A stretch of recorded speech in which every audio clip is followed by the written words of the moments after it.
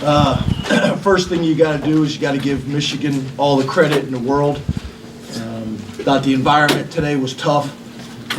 Obviously, defensively, they kicked our butts. Our defense has been on the field way too many reps the last couple weeks. So give Michigan credit; they're a good football team. We did not play well. Today. So we got to make some adjustments. Got to make some corrections, obviously, and we got to get ready for next week. It's very, very important how we handle this week as coaches and players to give ourselves the best opportunity to come back next week and play well. James, you said last week that Trace had earned the right to go out there even when he was banged up a little bit. What went into the decision to bring him back late in the third quarter and then again in the fourth quarter when the game was out of hand? Yeah, same deal. I mean, obviously, when we threw the interception there, we felt like we needed to put Trace back in. Obviously, you make the decision that you probably could have made the change a little bit earlier. The way they were pressuring us and loading the box, having all of Trace's mobility was critical. Tommy was able to do some good things when he was in there. It's hard taking Trace McSorley off the field. Did the same thing last week and made some huge plays for us. So it's difficult to take him off the field. That's probably the biggest thing is our trust and our belief in him. But obviously, after the fact, we should have made a change early. Right. James, you were leading the country in scoring 5 weeks ago, and you get held to 7 points. Can you explain what's happened to your offense? We played really good teams. We've played really good teams. We have got to continue improving on the offensive side of the ball. But we're playing really, really good teams in the Big Ten. I mean, I think that's the number one defense in the country in a lot of categories, and they played like it today, and we didn't. So give Michigan's defense and give Michigan's coaches and Michigan's players credit. Rich? James, in the first half, you called a timeout after it was 4th and 19 to avoid a delay game penalty. Then Trace slid. Looked like he may have picked up the first down. Did you consider calling a timeout then? And if not, why? Because it's a judgment call.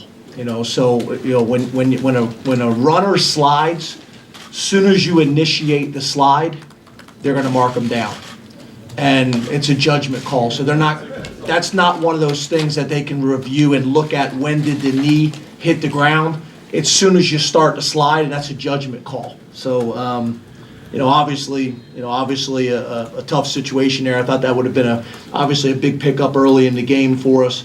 But we've reviewed that. We've talked about that. He thought he had the first down and obviously started to slide a little bit earlier, and they marked it just the way the rule says. James, did you have a read on how good McSorley's knee was early, and did it change during the game based on what you saw? Because, Trace wants to play.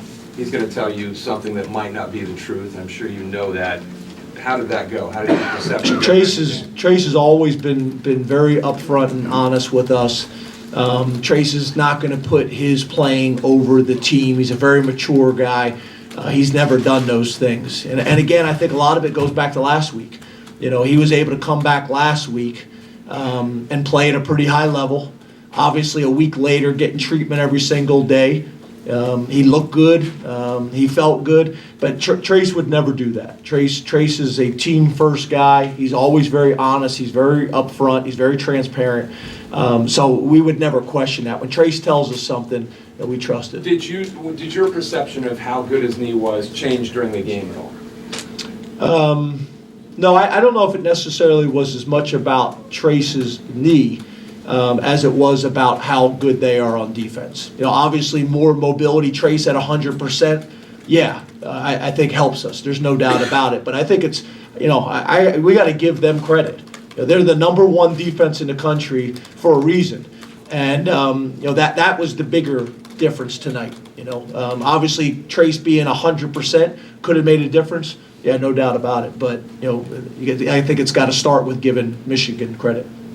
So when Tommy threw the interception, Trace went back in there.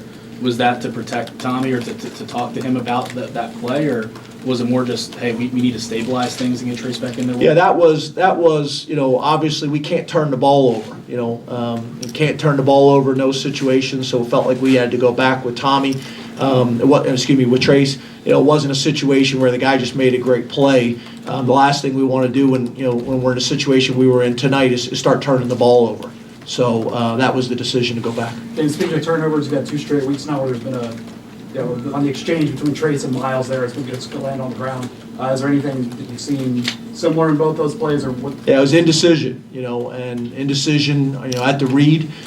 We waited to the last minute to give it, and it was on his hip, and you can't do that, And to be honest with you, as soon as Trace came to the sideline, that's what he said. He goes, "I was indecisive," and that's what happened. I watched it on the replay, and Trace came to the sideline just like I said, like he always does. He just owns things.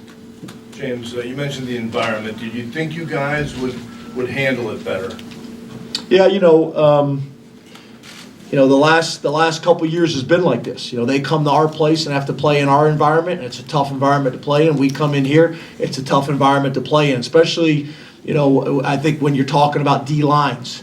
Our defensive line at home, when people have a hard time communicating, are challenging. When you come here and you got to play in this environment, and they're a pressure defense, a bunch of single blocks, and they're able to gain the advantage of communication at the line of scrimmage, makes it very, very challenging. Did I think we would handle the noise better? Yes, but again, I think it's not just one thing. It's the noise. It's their defense. I can't give them enough credit. We knew they were good on film. They got Rashawn Gary back this week as well. We knew they were really good on tape, and we knew it was going to be a challenge. There's no doubt about it, and it was magnified for all the reasons you guys have brought up. It limited at some positions from an injury standpoint. A really good plan by them. We had opportunities that we didn't hit. Just you can kind of spread the wealth. Also, you mentioned the big kickoff. Were you trying to get a big kickoff? Is that why you declined the penalty? Yeah, we had 39 yards of offense at that point. So decline the penalty, make them kick it again. We did that earlier in the year. The way we were struggling offensively against those defense, I was looking to try to give us a spark. Take the penalty, make them re-kick it. Gain 5 yards there, make them re-kick it, and get the ball into a playmaker's hand. In KJ, and obviously we didn't execute well enough, so ended up losing yardage there. How did you approach the last time you were here that you can apply to next week? The following week after a loss. I'm sorry? The last time you were here, how did you approach coaching the following week that you can now apply to this week after a loss? Yeah, I think it's a combination of things, but probably most importantly, our defense has played way too many reps the last 3-4 weeks. We have talked about that. You guys have brought it up as well. So I think the biggest thing is we got to be smart with how we practice this week.